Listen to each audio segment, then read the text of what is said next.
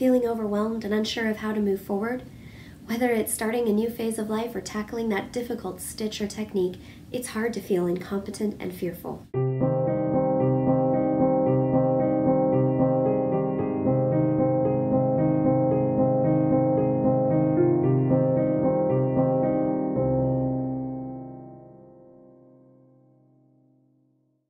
Hey there, Fiber Junkies! Welcome back to the Color Cauldron. I'm Johanna, the owner and dyer behind Potion Yarns and host of this podcast.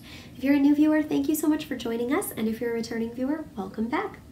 We are going to talk about something a little bit different today, something that applies to both knitting and our life. When I started this podcast, I really wanted to create something more than just a podcast where I showed you what I'm knitting and we talked about common knitting problems and the yarn that I bought and the yarn that I dyed and all the things that every knitting podcast pretty much talks about. There's nothing wrong with that, and I love watching knitting podcasts as much as you do probably. I really enjoy seeing what people are working on and using that to get inspired, find new patterns, new yarn companies, etc. And I totally don't mind doing those. In fact, those are some of my favorite videos to film for you guys because they're easy and they're fun, and they're just about what brings us all together and the common bond that we all have, which is a love of yarn and fiber and crafting. So I really love doing that. But I wanted to do something more than just that. One of the things that I thought of when I was figuring out how to even get started with this podcast is I realized that some of my most valuable life lessons have had astonishing parallels to the things that I'm learning in my knitting and crafting and my art. All of my creative endeavors have an incredible parallel to the lessons that I'm learning in my day-to-day life. So I wanted to take those lessons and show you how you can learn something out of the simplest, most mundane little things like picking up stitches or learning a new technique or working with a new pattern, and how you can find little lessons in there that you'll see reflected in your greater life.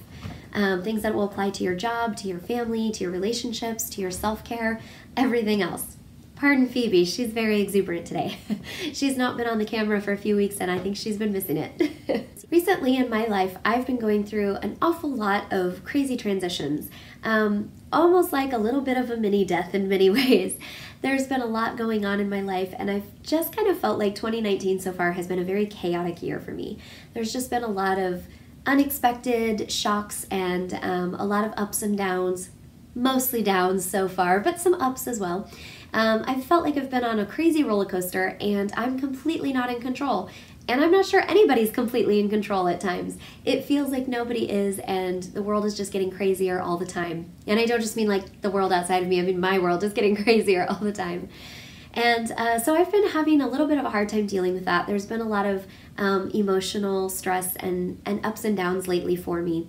And in navigating some of these and talking to people and getting help with my emotions and dealing with some of the reactions that I'm having to the change in my life, I discovered some very similar emotions on a much grander scale to similar things that I'm going through with my crafting. So I wanted to share that with you. Sometimes people ask me how I have the courage to just kind of jump in and try things.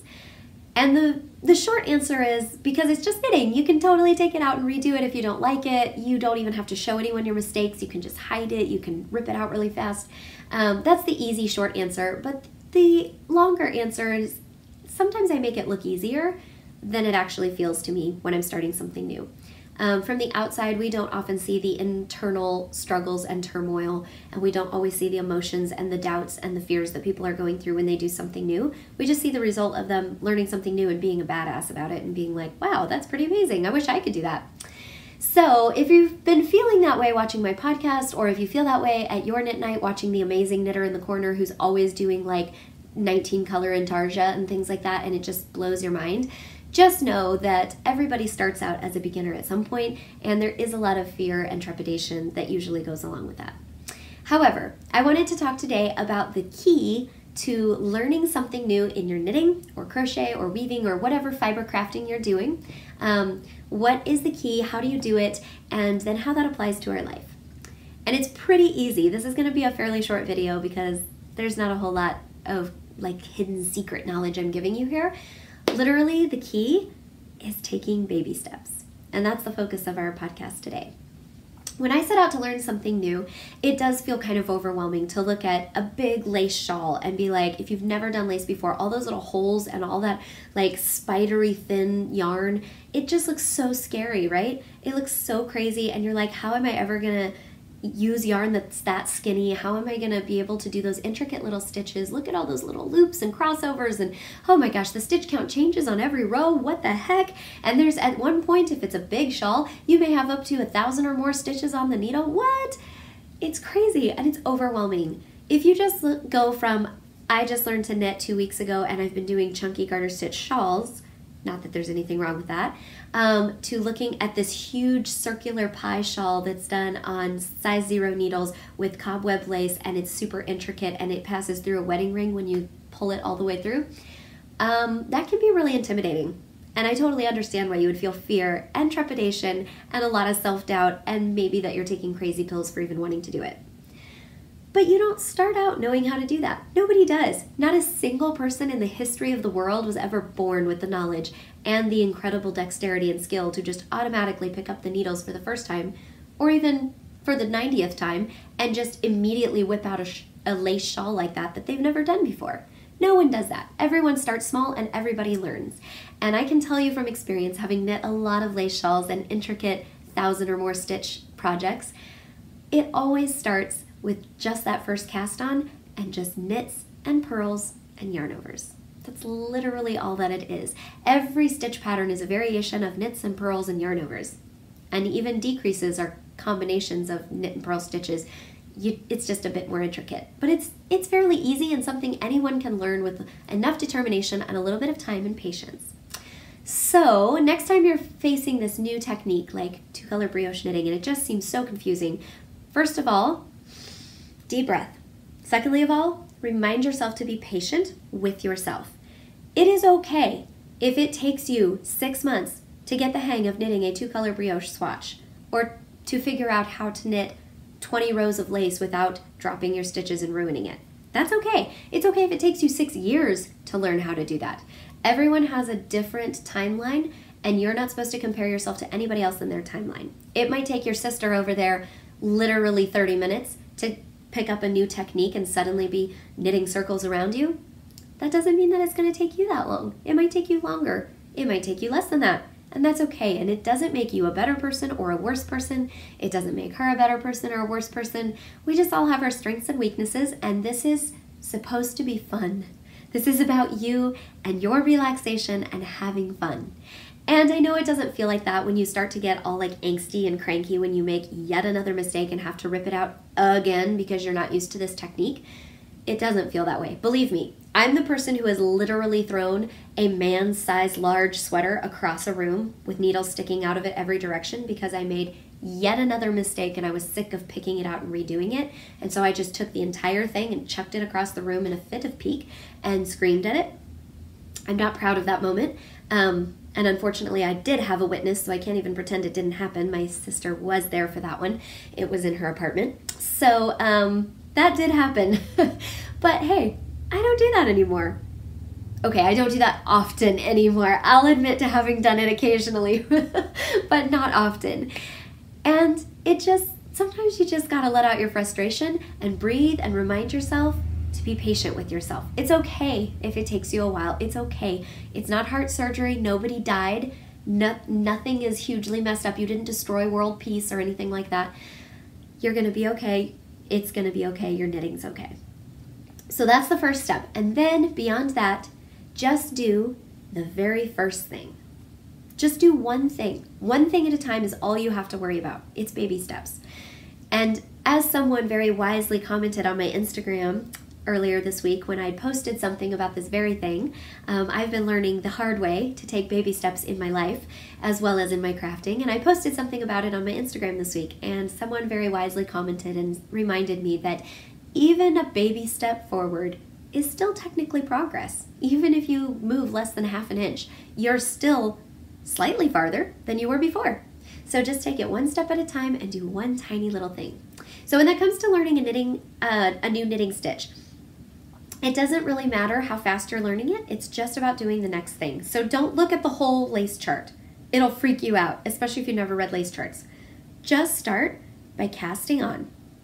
Once you got your cast on done, just read the next line of the pattern.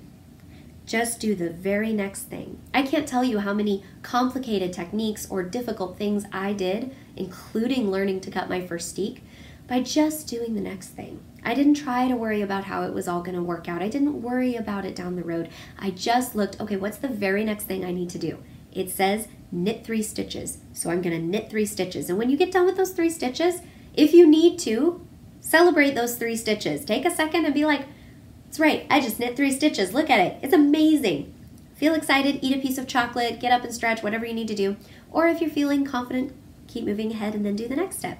Now it says yarn over. I can do a yarn over. If you can't do a yarn over, a simple Google search will quickly show you how to do it, and most knitting books and patterns will also have a glossary or a key, sometimes with pictures, where they'll explain to you exactly what a yarn over is, how to do it, and it's one of the easiest things. It's even easier than knitting a stitch. So learn how to do a yarn over if you don't already know, and do your yarn over.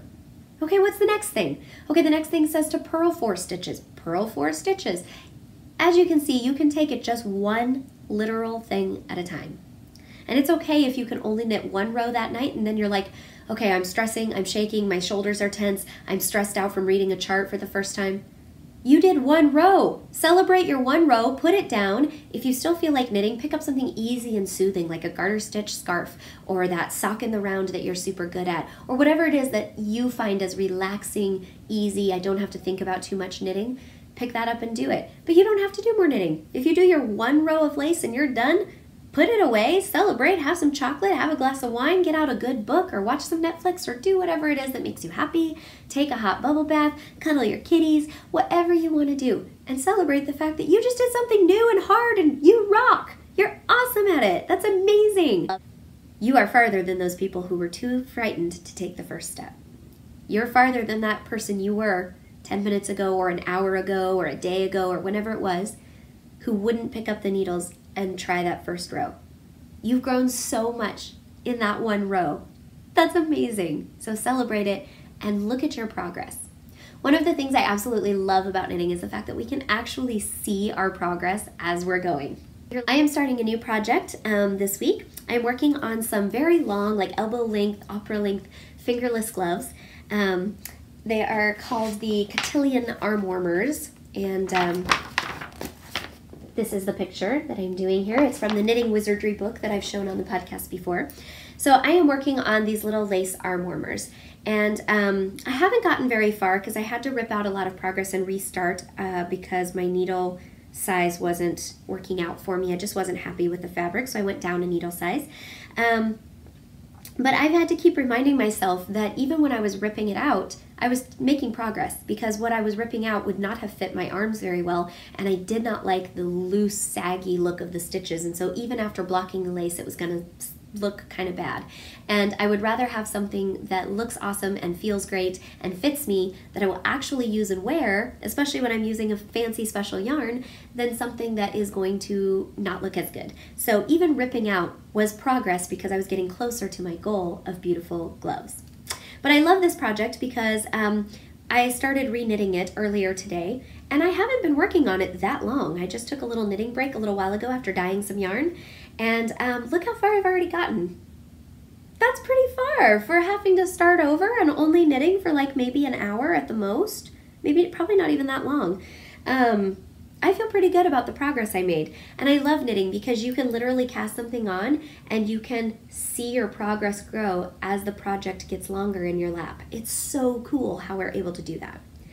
Unfortunately, with our lives, it's not always easy to see the progress as much, and that's kind of what I've been going through lately in my life.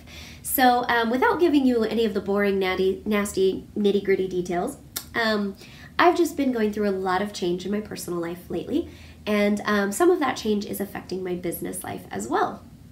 So of course I'm feeling very uncertain because I feel like everything that's happening right now is big stuff. It's not like little changes like, oh, I think I'm gonna change to a new gym or something like that. It's like big changes that are affecting like careers and jobs and money and lifestyle and housing and family relationships and all these different things. So there's a lot going on in my life right now, and I keep coming up to noticing my frustration and my anxiety because I'm trying to plan months and even years out in advance. And I'm trying to look down the road and be like, where do I want to go? And how do I get there? Which is usually a good plan, right? Like we need to know what our goal is in order to get there.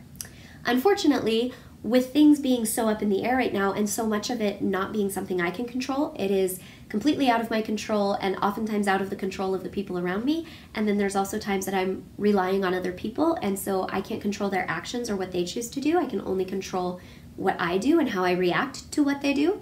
So as these kinds of changes have been coming at me so crazy fast and from all directions at once, I just feel like I'm constantly behind and I'm constantly unsure of what my goals even are because they change from day to day, literally. And so it's been really scary having to be confronted with the fact that some of my goals from the last couple of years are rapidly shifting, and I don't always get control or say over how or why or what they're becoming, and so it makes it really hard to plan. So all that to say, I have been kind of stuck in this feeling of being completely incompetent and unable to run my own life, as well as feeling very scared and fearful of the future and of even my day-to-day. I've had a lot of times where this is very new to me and unusual because I'm usually such a driven person and I usually have so many goals and ideas at once that I can't possibly do them all. So if one doesn't work out, I'm just like, okay, screw that, we'll do something else. And I just run on to the next thing on my list because I've always got a list of like 50. And right now, that's kind of not been happening for me. And I've been in this position where even when I have goals that I want to do, I'm in places where I can't do anything yet on those goals, or I can't do what I thought I needed to do next. So I've ended up just hunkering down for the last several weeks and being like, I'm not going to do anything because if I don't do anything, I can't mess it up. Doesn't that sound like what your brain tries to tell you when you look at that scary lace chart or that new brioche section or steeking a sweater and you're like, if I just don't do it, I can't mess it up, right? So I'm not going to do the thing because the thing scares me. And if I don't do it, then I don't have to be embarrassed when I inevitably mess it up and everyone laughs at me or is mad at me, etc., right? It happens in our knitting, and that's a mirror of how we feel in our life when something like that goes on. Those very same emotions, those very same fears and hesitations come up. They're just magnified because now we're dealing with people's lives and stuff that's like way more intense and has longer lasting consequences than our knitting. Because really, who's going to be upset if we mess up the steek on our sweater? We're going to be upset. If it's going to someone else, the recipient might be upset, but more often than not, I find that if I mess up somebody else's knitting project I was making them, they're like, oh, it still looks great, I love it, I'll wear it anyways. And I'm the one who's like, oh no, this is terrible, I can't give you this. I'm usually the only one who's really upset. And if you're knitting for yourself, people don't care. Nobody cares. No one thinks any less of you because you're not doing your steek correctly or because you missed a row in your lace chart or anything like that. Nobody cares, right? But in our lives, it matters. Our choices affect other people, and their choices affect us, and our choices affect us. And it can be overwhelmingly scary to the point where we just sort of shut down and don't do anything, which is what I've been doing. So I learned a really valuable lesson earlier this week. I had a new idea after a couple months of no new ideas for some specific areas of my life. And I had a new idea a week or so ago, about almost 2 weeks ago. And it was just like the very beginnings of the idea, very abstract. I had like some general feelings, a few flitting thoughts through my head, but nothing I could concretely nail down and say, okay, this is what I'm trying to create in my life. And so I got really frustrated. And I kept trying to do like meditations, and I kept trying to do like vision casting and journaling and talking to people about my ideas and trying to get them to get more concrete. And every time I did, I got more and more frustrated because it seemed like the more attention I gave to it, the less I was able to do it. And the more abstract it got. And the more I was like, I don't know what I was thinking. Clearly, I don't even know what I'm trying to create in my life. And so I kind of gave up on it. And I just figured, you know what? If I'm supposed to do it, it'll come back and it'll show me what to do. And I just sort of put it out, in the universe. And I just kind of told God, I want to do it if it's the right thing for me to do, but clearly it's not the right time. So when it's the right time, just give me that first step. I don't need to see how it's all going to work out, because one of the things I realized was I was stressing out trying to figure out how this was going to work out a few weeks and months and even years down the road. And there was no way to know that when I didn't even have a concrete idea of what I was doing. So I said, just give me the first step. I'm just going to put out that I'm looking for the very first step. I'm just going to be open to it coming from any direction. Anything could spark this idea. And then I just put it on a shelf in my mind and I walked away from it and I said, you know what? It'll come to me when I need it. And literally, it was like 24 hours later, just randomly this thought came across my head when I was doing something completely different, not thinking about it at all. And I just suddenly had this thought where I was like, I know what I can get started on. And it was super basic. It was literally just asking questions of some people who could give me some ideas to get me started. But it made me feel dumb that I hadn't thought to just ask other people for input before, but I hadn't. I'd been trying to do it all on my own. And it was like, oh my gosh, of course I need to ask some other people who have some experience in this matter if they have any suggestions for me. I'm trying to create something new, but they can at least give me input from their experience and I can see what I can create from that. And that was all I needed to get started. And so that was just the next baby step. Now, I'll admit that's kind of where I'm stuck right now. I'm talking to people, I'm waiting to hear back from some people, and I don't have a whole lot beyond that. But I got started. I started the ball rolling. And I can't tell you the weight that lifted off my shoulder when I did that. This is kind of like when you're starting a new knitting technique and you read in the pattern and it says, do a brioche knit 1 yarn over. And you're like, what the heck does that even mean? So you Google it, you come up with a YouTube video that shows you how to do a brioche knit yarn over. And you watch it, and then you do it. That's you asking for help from the internet, from a stranger, going to your local yarn shop and saying, can you show me how to cast on again? I forgot. Can you show me how to do this stitch pattern? I don't know what they're talking about. Can you check my work? Because I did it and I keep getting a different stitch count and I need help. Go to your knit night. Ask your grandma who taught you. Ask your girlfriend who knits. Ask your boss who knits. Whatever. That's you asking for help, taking that little baby step to get you unstuck and to the next place. It could be something as simple as like getting on Ravelry. Maybe you are wanting to cast on a new project and you have no idea what you want to do. And you don't feel inspired. And everyone always has like 19 projects in their queue and you're like, I don't even have a queue. I don't even know what that is. What do I do? Just go to Ravelry and browse. That's your baby step. Because I guarantee you in browsing around, well, I can't guarantee that you'll get an idea. You might not. But more often than not, you'll get an idea or you'll be like, you know what? I don't want to knit right now. That's my problem. The reason I don't feel inspired is because I really want to get out my paints and start painting again. Or I want to go for a walk. Or I want to go to the gym and take a yoga class. Or whatever it is that's calling to you. Just do the next step and don't judge yourself in the process. Give yourself time and be patient with yourself. Remember, baby steps are still steps. Baby steps are still progress. As long as you're moving forward, you're still making progress. And remember from my gloves before, which Phoebe is now sitting on so I can't pick them up again. From my glove story, remember that even going backwards is progress if it's getting you closer to what you really want. Sometimes you start something and you get a little ways in and you realize, I thought I wanted this, but now I don't want it, or I don't like what's happening. That's not a sign of weakness, nor is it a sign of failure. That is a sign of maturity, growth, and progress. It's a sign of you being self-aware enough to know what it is you want and say, this isn't what I want. And I'm okay with taking 3 steps backwards so that I can then go forward in the direction that I want and create the life that I desire. And that's what this podcast is all about. That's what my company, Potion Yarns, started out as.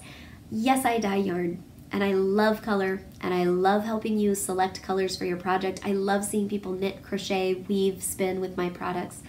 Of course I love the yarn product, but that's not the deeper meaning behind Potion Yarns. The reason I started Potion Yarns was because I want to help you create the life that you desire. Not the life that your mom tells you to have. Not the life that social media judges you for or judges you against. Not the life that your neighbor suggests. I want you to figure out what you want and then to create the life that you desire. So I hope that helps you. I hope that inspires you. If you're feeling stuck, if you're feeling scared, remember, just take a baby step. It could be teeny tiny. It could be just doing some research. It could be browsing Ravelry. It could be learning to knit 1 yarn over. It could be whatever, however simple. Don't be ashamed of that.